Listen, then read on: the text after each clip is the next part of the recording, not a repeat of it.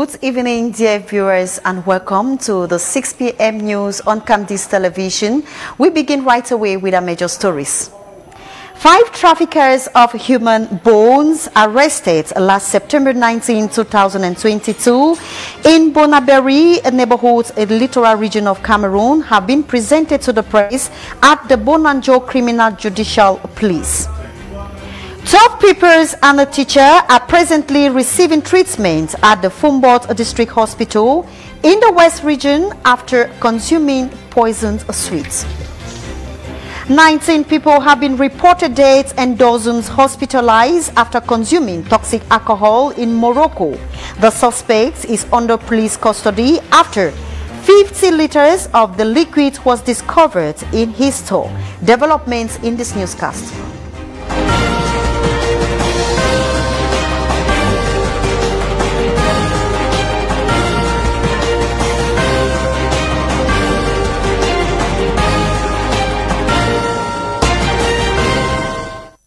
Thanks once more for joining us, dear viewers, who begin right away with these human interest stories. 5 traffickers of human bones have been arrested in Bonanjo, littoral region of the country.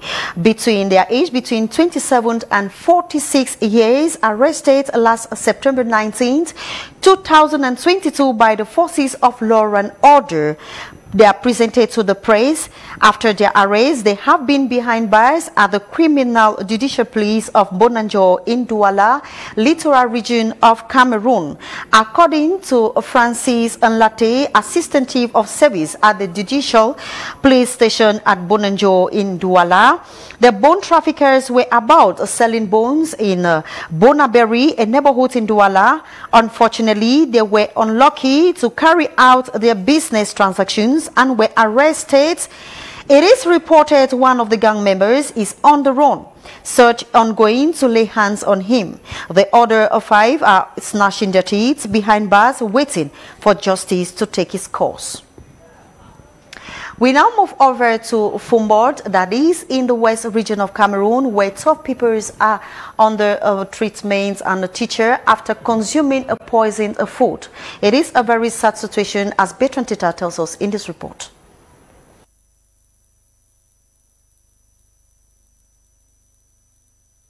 We move over to the west region of Cameroon, that is in the Fumbot, where 12 people and a teacher are undergoing treatment after consuming a poisoned food. It has been reported that the teacher sent a child or people to buy a sweet, and this sweet was poisoned. Far from the 12 people undergoing treatment, the teacher is on coma. We have details with BrigadeAntiSardinard.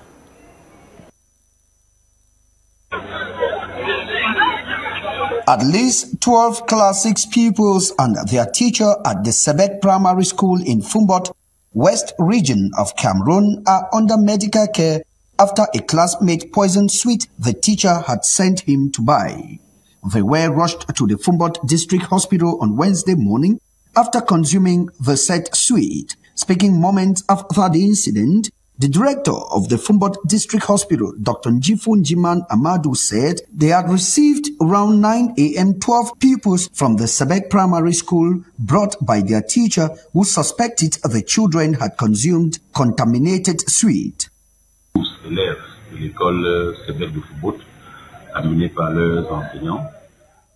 12 pupils from Sebek Primary School after consuming bonbon contaminated by one of the pupils. They have been taken care of at my level.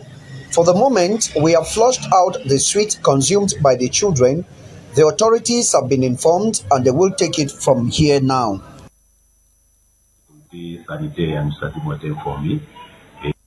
According to the pupils, the main target of the accused classmate was the teacher. The teacher always sent him to get 1 or 2 items for him during classes, since he never used to put those things in it. It is today that he went and burst open the plastic and mixed it with content one of the victims outlined. The 10-year-old was taken for questioning and further investigation by the forces of law and order in Fumbot, West region of Cameroon. Far from that human interest story, we now move over to education, where some university students have effectively begun classes at the university campus. We are talking about the University of One in Guayaquil, where they are still struggling to get acquainted to the new environment, coupled with the registration process. Geraldine and Samuel Bonis visited the University of One campus and put together this report for us. Getting into a new and completely strange environment is challenging, says these level 1 university students. I feel somehow scared because of the population, but due to time I'm going to adopt myself because I'm here for something, for my education. Orientated on how to behave, that being in university is not just like freedom. I'll do it, I'll try my best because it's not always easy to adapt yourself in such environment. The environment is just large and it's a type to me. Everything is new for me.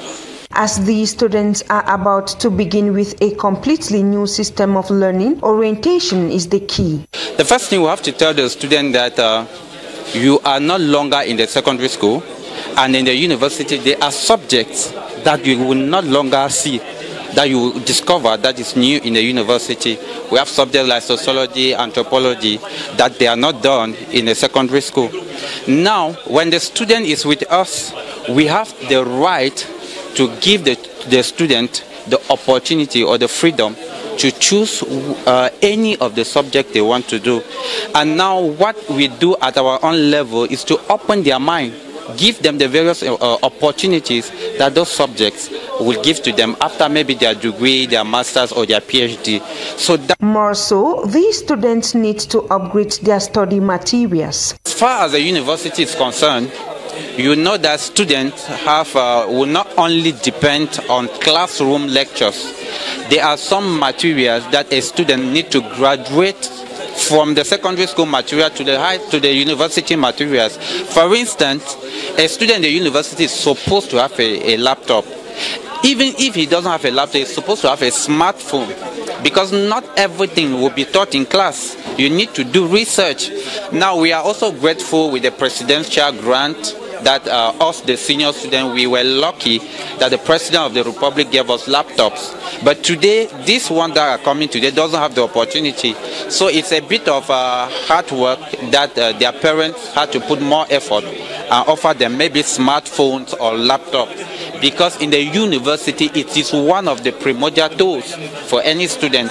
Student coming to the university should know that he's no longer coming to sit and listen somebody dictate note for he or her to copy, but to be orientated and do his own or her own research. Life in the university is different, and so these students are called upon to be self-disciplined. The first thing in the university is that there is this freedom that you don't see them in secondary school.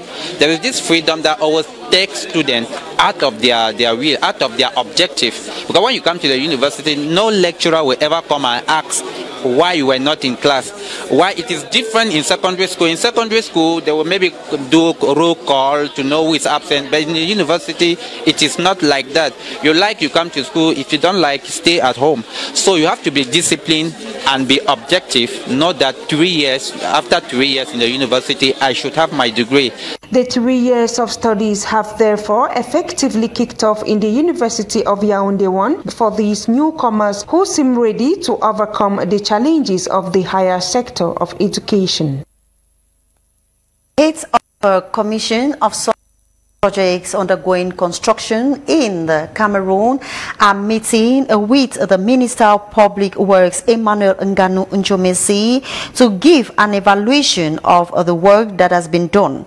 The second day of meeting, September 28, focused on presenting the evolution of work on the Douala-Yabassi Bridge in the littoral region of Cameroon and the Bamenda-Nkwen-Bambili Road in the northwest region of Cameroon. Let's listen to Nkwen, the inspector of the road project of the Bamenda-Bambili route. We are the one doing the Bamenda-Bambili route. It's almost 3 quarters gone, and it's just because of the disturbances, and now with the rain, we're supposed to have handed over the job. So we earmarked by December, the road should be handed over. There's always difficulties now, mostly with, if we want to go in security, that's a problem because of the steps. You see, you don't walk normally. Just like 2 days ago, during walk, they had this shooting was there. People had to, workers have to disperse in that disorderly manner. And because of the insecurity now, the work schedule is not really settled. Today, you have to now force people to work on Sunday because you can't work normally.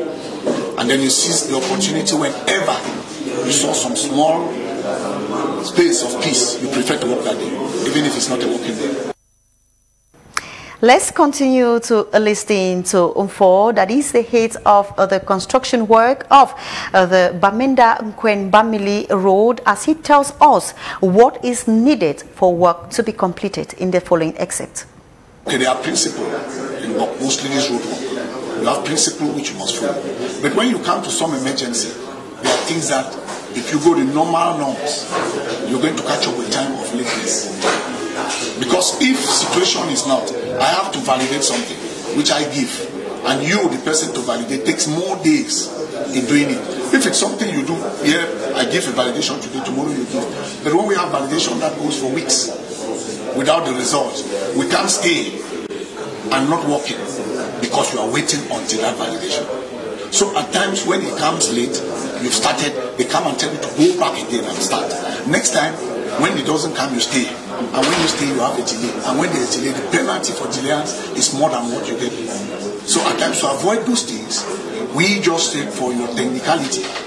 If I'm a technician and engineer working here, I presume I've sent this, but it can work, so we keep on going. When you go at times, if it's not the collaboration, that's just what the minister said. We must have that collaboration, that understanding between you, the company, and the control mission. Because at times there are some delays that may happen. So if the collaboration is there, you can even call the control mission at times very late, even outside working hours. He may respond to you because he knows the emergency. Instead of saying, tomorrow is Sunday, Monday is not a working day, I will only respond on Tuesday. But in a place where the collaboration is there, even on Sunday, he can respond to you. If you don't do the normal norms in road work, and which the ministry is following, if you don't do the normal work, they will cancel that particular aspect of that job and you redo it.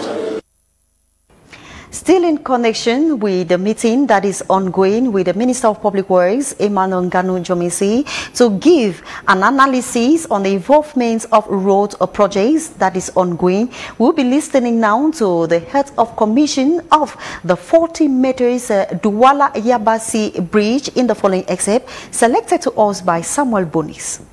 The bridge that we have built on the road Douala Yabasi, where we built on Yabasi Konjo, 40 meters of the bridge, we have completed it. So we have to make some works on the entrance of the bridges, and that's all. So for that one also, the minister is promising that at the end of the year he will come there to come and inaugurate the two, both the road and the bridge. So it is a challenge.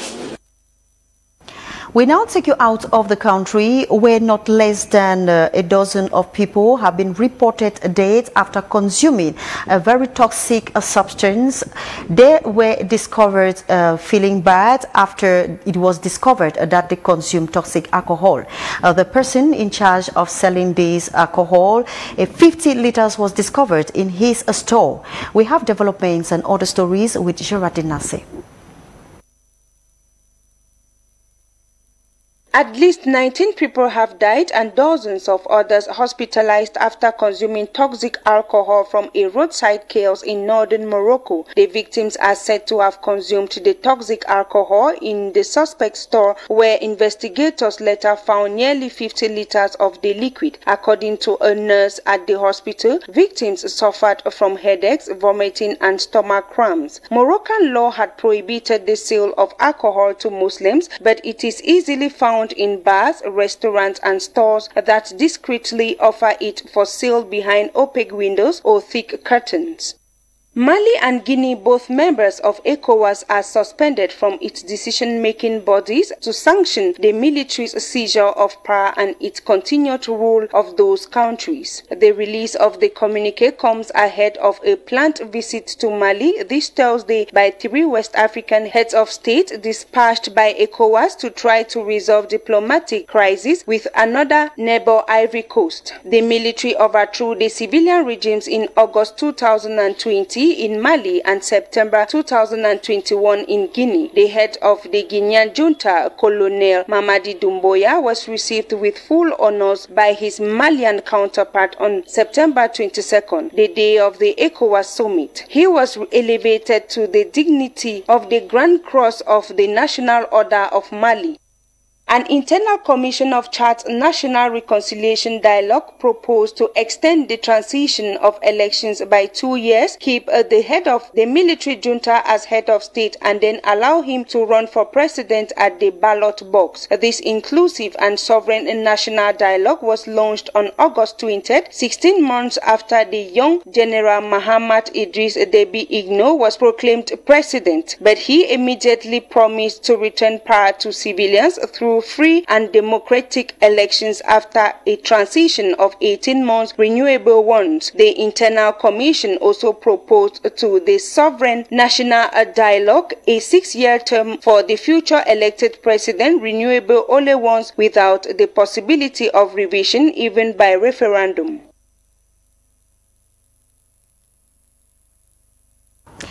Dear viewers, that was the package we had for you, a recap of our major stories. 5 traffickers of human bones have arrested since September 19th have been presented to the press at the Bonanjo Judicial Police. They said amongst the 5, 1 escaped and tricks have been launched to see how to lay hands on him. And now in Fumbot, 12 children, that is pupils, are undergoing treatment after consuming poison sweet. This sweet is said to have been sent by a teacher to buy from the store, and regardless of that, the teacher is in coma and treatments are undergoing. And then out of the country, 19 people have been reported dead in Morocco after consuming toxic alcohol. The person who is selling the alcohol was arrested, and 550 liters of this toxic liquid was discovered in his store. Thanks for watching, and God bless. Monday we'll meet together. Goodbye.